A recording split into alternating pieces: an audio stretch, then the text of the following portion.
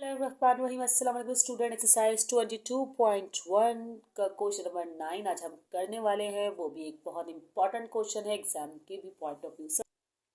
देखिए आपका क्वेश्चन, आपको पहले क्वेश्चन तो मैं शो करूं आपको।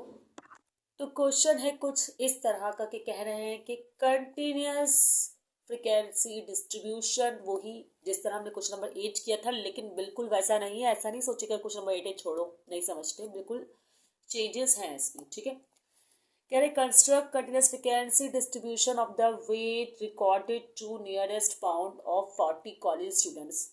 बहुत फायदे हैं। 40 कॉलेज स्टूडेंट्स के जो है वो वेट रिकॉर्ड किए हैं इन्होंने, और कोई रिसर्च एक्टिविटी इनको मिली नहीं, इन्होंने ये काम किया। कह रहे हैं कि 138, 148, 146। अच्छा ये केजी में नहीं है, घबराइएगा नहीं, इतने भारी स्टूडेंट्स नहीं होंगे, ये पाउंड्स में है। सही है वेट, तो इतने वेट्स आ सकते हैं पाउंड्स में, कॉलेज में ये बच्चे पढ़ते हैं। अब कह रहे हैं एंड अब ना ये सारा डाटा तो दिया हुआ है, नंबर्स है ना, इसको स्किप करते हुए बिल्कुल लास्ट लाइन पर आए। कह रहे हैं कि ऑल्सो कंप्यूट क्लास बाउंड्रीज, मतलब फ्रिक्वेंसी डिस्ट्रीब्यूशन तो उन्होंने बोल दिया स्टार्ट में, एंड में आपको आकर बोल रहे हैं कि आप कंप्यूट करें क्लास बाउंड्रीज भी, क्लास मार्क भी, एंड कॉम्युलेटिव फ्रिक्वेंसी भी। अच्छा देखें, आपने क्लास बाउंड्री क्लास मार्क जो है पहले कभी नहीं निकाले, या फर्स्ट टाइम सीखेंगे तो बहुत गौर से इस क्वेश्चन को सीखने की कोशिश कीजिएगा। देखिए क्वेश्चन को क्या, इसके आंसर को सीखने की कोशिश कीजिएगा। चलें, अच्छा एक और बात बताती हूँ। इस तरह का टेबल बनेगा, इसका टेबल नजर आ रहा है आपको, बिल्कुल इसी तरह का टेबल बनेगा कि आपको लिखना होगा class limit, tally mark, vacancy. ये काम तो आप करते हुए आई हैं क्वेश्चन नंबर 8 में। ये 3 कॉलम का एडिशन हुआ है इसमें। क्लास बाउंड्री की स्पेलिंग आपको समझ में नहीं आ रही होगी, इसे करेगा इग्नोर। बाकी क्लास मार्क तो भाई मैंने सही लिखा है, इसको भी सही लिखने की मैंने कोशिश की। चलें क्वेश्चन करते हैं स्टार्ट। वही स्ट्रेटजीज, अलग से नाम का लॉ हम स्टार्ट करेंगे, उसी से काम करना शुरू करेंगे। पहले नंबर ऑफ क्लासेस भी तो निकालनी होंगे हम। तो स्टडीज लॉ जो है, कुछ लॉ नहीं बोलेंगे, रूल बोलेंगे इसको, कुछ इस तरीके का होता है। क्या लिखा होता है इसमें, के, ठीक है, जो नंबर ऑफ क्लासेस है एक तरह से आपकी 1+3.322, पता नहीं क्या करके उसने ये नंबर मालूम किया होगा। कभी टाइम मिलेगा तो मैं इसको ज़रूर सीखूंगी। ठीक है, अच्छा अभी फिलहाल तो यही करते हैं। इतना हमने लिख लिया। अब हम के निकाल क्यों रहे हैं, मैं हमेशा बताती हूँ कि हमें निकालनी है अपर क्लास लिमिट। अच्छा लोअर क्लास लिमिट क्या होती है पहले ये बता दूं। लोअर क्लास लिमिट ये होगी, आप देखिए सबसे छोटा नंबर इस डाटा में क्या है। इस डाटा में सबसे छोटा नंबर इस वक्त जो मुझे नजर आ रहा है वो है 119, तो मैं 119 तो लिख दूं। लेकिन अपर क्लास लिमिट के लिए आपको ये फॉर्मूला अप्लाई करना पड़ेगा।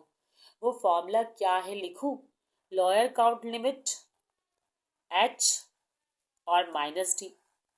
ठीक है, इसका मतलब लोअर काउंट लिमिट तो हमारे पास है, हमारे पास एच भी होना चाहिए और डी भी होना चाहिए। अब आप लोग बोल रहे होंगे जब एच और डी चाहिए तो हम के क्यों निकाल रहे हैं। एक्चुअली एच का भी एक फॉर्मूला है हमारे पास। वो फॉर्मूला क्या है कि आपको 1/10 की पावर m करना होता है, सही है, और r करना होगा, डिवाइड करना होगा उसे के से। अब समझ में आ गया कि हम के क्यों निकाल रहे हैं, क्योंकि के हमें यहाँ पर रिक्वायर्ड है, यहाँ पर के का यूज होगा। मल्टीप्लाई बाय 10 की पावर m, ऐसा ही। इन शॉर्ट हमें अपर काउंट लिमिट चाहिए, उसके लिए हमें एच और डी चाहिए, और एच के लिए हमें के चाहिए। अब डी डी डी अभी भी रह गया है, तो डी के लिए भी एक फॉर्मूला है, वो भी कोई इतना मुश्किल फॉर्मूला नहीं है। 1/10 की पावर m करना है आप लोगों ने बस।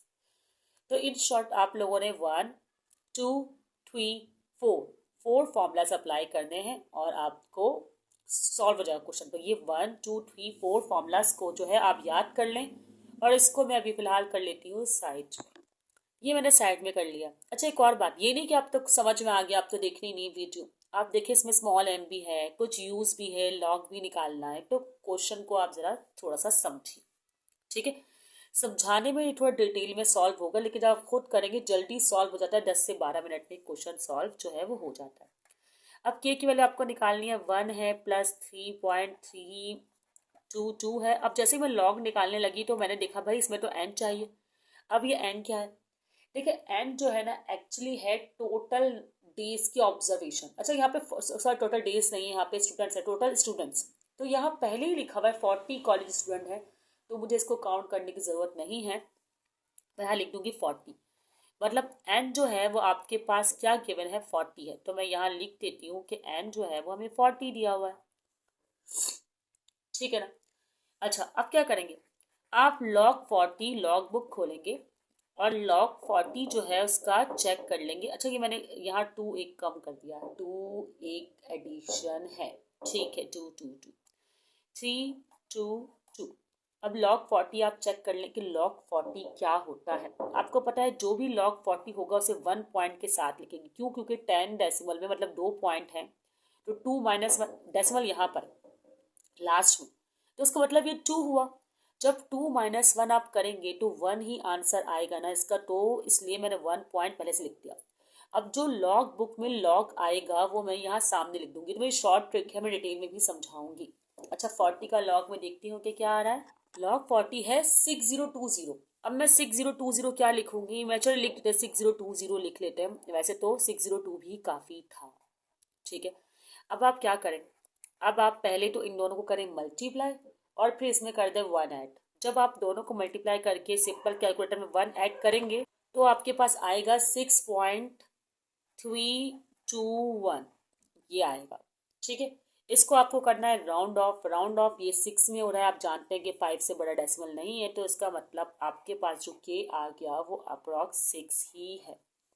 ठीक है, इसके बाद नंबर ऑफ क्लासेस आपको 6 ड्रॉ करनी है, मतलब आपके जो कॉलम्स बनेंगे वो कॉलम्स नहीं रॉ 6 बनेंगे रॉ।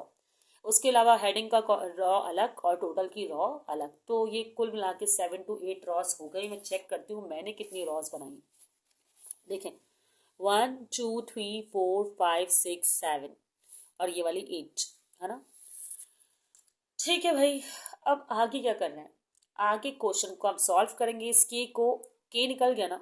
अब इस फॉर्मूले में इसको प्लेस करेंगे। इस फॉर्मूले में एम भी है, आप लोग ये देख रहे होंगे, सही है कि एम भी इस क्वेश्चन में अवेलेबल है। अब हम निकाल रहे हैं एच। वीडियो स्टॉप हो गई थी, इसलिए मैं बता दूं कि मैं एच और 10 की पावर 0 में लिख चुकी हूँ, लेकिन क्यों लिखा है देखिए आप। सबसे पहला नंबर अगर देख लें इस क्वेश्चन में, तो सबसे पहला नंबर इस क्वेश्चन में 138 है। 138 के बाद कोई भी डेसिमल नहीं है। मैंने ये 2 3 इसलिए लिखा कि मैं आपको समझा रही थी कि सपोज करें कि 138 के बाद 2 3 कोई 1 2 डेसिमल, अगर 2 डेसिमल हो तो m की पावर मतलब m2 हो जाएगा। इसी तरह अगर डेसिमल नहीं हो तो m डेसिमल का बाद कोई नंबर नहीं हो तो m की पावर 0। इस तरह अगर 3 नंबर हो तो m की पावर 3। तो इस तरह ये 10 की पावर 0 हो गई है। अब और साथ में लिखें आर। अच्छा रेंज क्या होती है मैं ये निकाल देती हूँ, इसका कोई काम नहीं है, इसे समझाने के लिए लिखा है range maximum value minus minimum value. अच्छा मैक्सिमम वैल्यू आपको क्या नजर आ रही है यहाँ पे 176। मैक्सिमम वैल्यू क्या है 176 है। ठीक है, इसको आपने सब्ट्रैक्ट करना मिनिमम से। मिनिमम क्या है आपके पास 190। ठीक है, तो आपने जब रेंज निकालनी है तो इनको सब्ट्रैक्ट करना है, तो सब्ट्रैक्ट करने के बाद आपके पास आंसर आएगा 176 में से 119। जब आप माइनस करेंगे, मैं करके देखती हूँ उसको, माइनस किया तो आया 57। ये रेंज आ गया आपके पास, आपने रेंज लिख दी। अच्छा पहले मैं सोच रही हूँ कि पहले फॉर्मूला ही लिख कर दिखाऊँ आपको, इस तरह अच्छी बात नहीं है, तो मैंने यहाँ पे एम वापस बना दिया, के वापस बना दिया, मल्टीप्लाई 10 की पावर एम। अब मैं वैल्यूज को प्लेस करती हूँ, अब जरा बेटर है। 10 की पावर जो है वो 0 है, सही है। आर हमारे पास 57 है, के आपके पास मतलब हमारे पास 6 है, और मल्टीप्लाई 10 की पावर 0। तो इन शॉर्ट मैं तो सोचू जब 10 की पावर 0 हो ना तो डायरेक्टली आर डिवाइड बाई के कर ले बंदा। सिंपल सी बात है, क्योंकि हर बार तो 10 की पावर 0 होने से ये 1 हो जाते हैं और 1 की कोई खास जो है सोल्यूशन में आता नहीं है।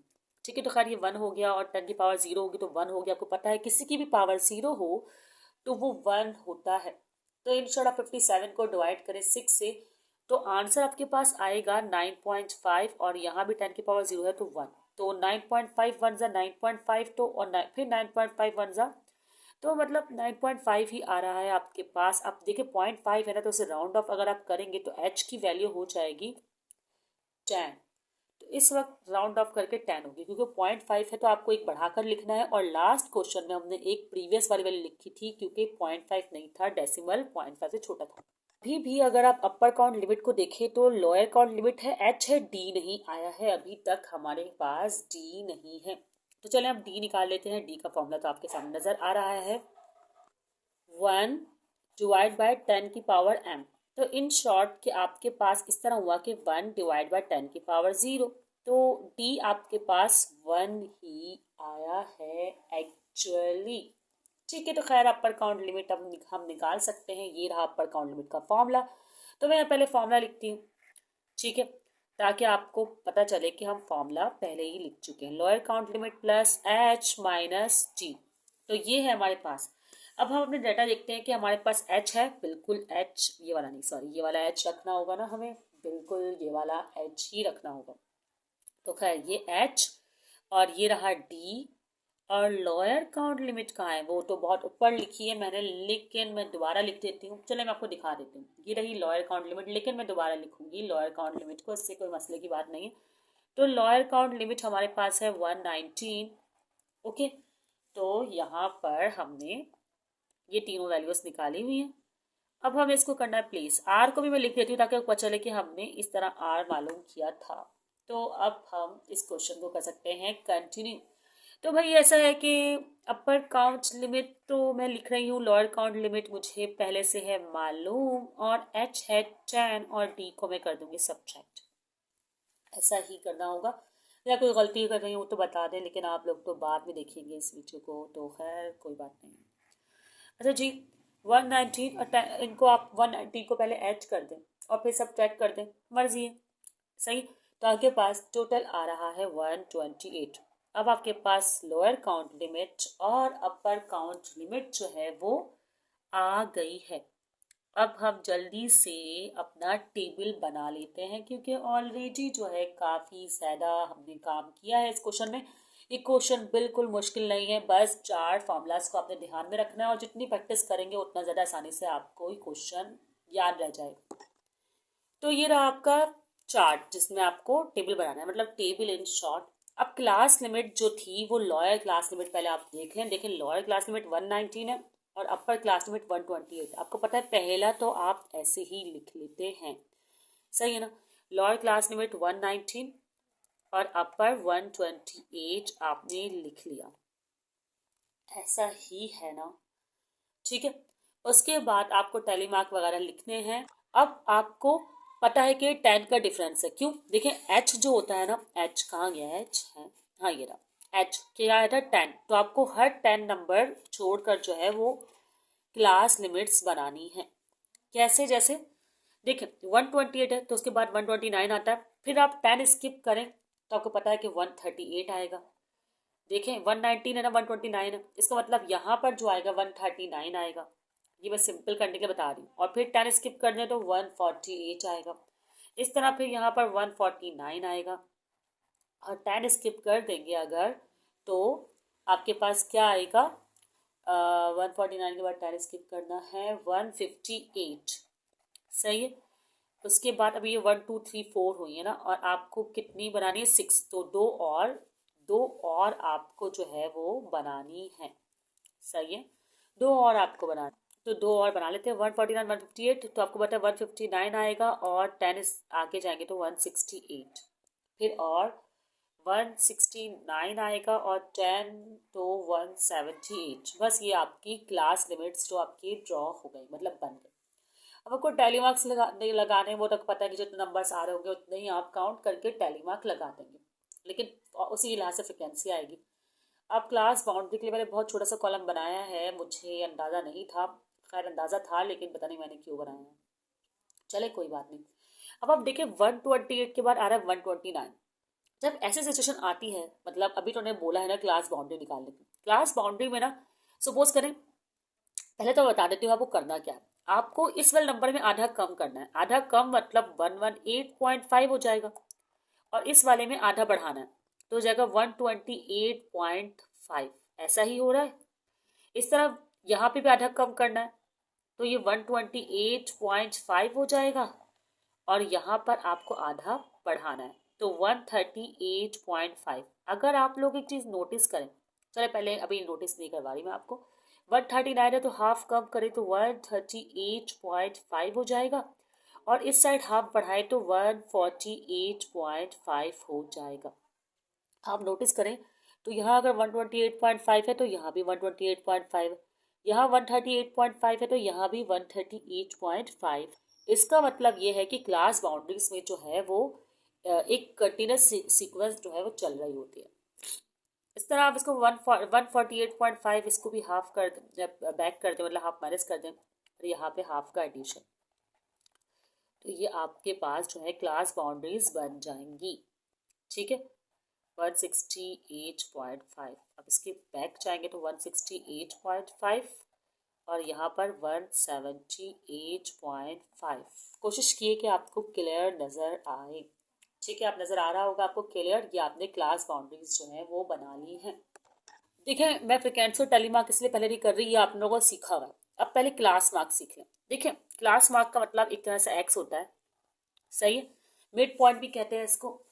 अच्छा, क्लास मार्क आपको निकालने हैं तो आपको इन दोनों वैल्यू को सम करना है और डिवाइड बाय 2 करना है, फिर दोनों वैल्यू को सम करना है, डिवाइड बाय 2 करना है। जैसे 119 और 128 का सम करके डिवाइड बाय 2 करेंगे ना अगर आप तो आपके पास आएगा 123.5।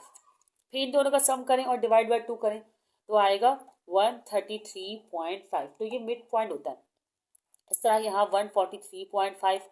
अब देखिए सीक्वेंस चल रही है क्योंकि 10 के दरमियान मिड पॉइंट, तो यहाँ पे 153.5 होगा। ये तो सिंपल है, आपने अगर एक दो को कर लिया तो आप आगे इस तरह सिंपली कर सकते हैं। और ये होगा 154, नहीं 150 क्यों, 163.5, यस 163.5। तो आप इनका सम करते जाएं, डिवाइड बाय 2 करते जाएं, तो क्वेश्चन ये आपका कंटिन्यू चलता जाएगा। यहाँ पे आएगा 173.5, ऐसा ही। ठीक है, तो अब ये तो हो गया। अब टैली मार्क करके देख लेते हैं। अब टैली मार्क के लिए मुझे क्वेश्चन आपको करना होगा शो। देखिए क्वेश्चन आपको नजर आ रहा होगा। अब लिखा 119 और 128 के दरमियान कितने नंबर आ रहे हैं। अगर आप गौर करें 190 और 128 के दरमियान, पहले मैं 119 तो ढूंढूं कि वो 119 है कहाँ।